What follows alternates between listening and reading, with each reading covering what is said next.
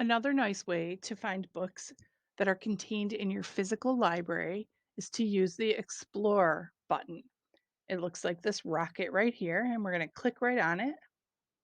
So, say I'm not even sure what kind of book I'm looking for. I'm just interested to see what might be available. It's kind of like walking around the library and browsing. We call it browsing when you're just looking at different shelves, different books, different areas. Okay, so this would be like browsing online. We have animals, arts and music, games and sports, general information. So we have different categories you can search by. So it is similar in some ways to walking around the library in person and looking for things. And I'll show you how in a second. Let's see. Let's click on mythology and folklore and see what comes up. All right, so it narrows it to some other subcategories. Okay, so we have Egyptian mythology, creatures, African, Native American, Oriental. So I think we'd like to look at creatures for this demonstration.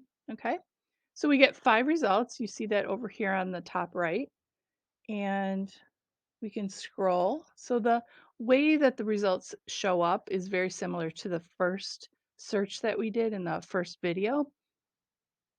Um, we can find out the title. Here is the call number. That is what is on the spine label of the book. And that's how we could go right to the shelf to find it. Okay. It tells us the copyright date. So if we're looking for something that's pretty new, we can find that copyright date and find out when it was written or published. All right.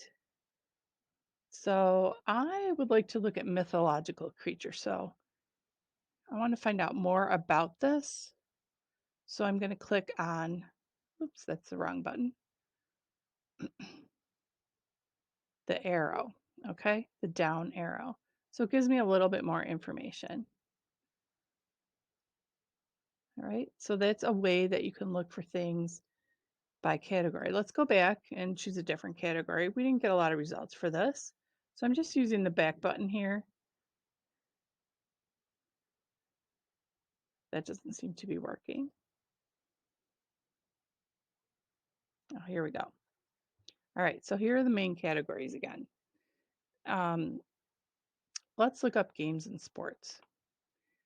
And I'm interested in team sports, so I'm going to look here. All right, so it gives a list of different team sports. How about football? Let's see what we have available.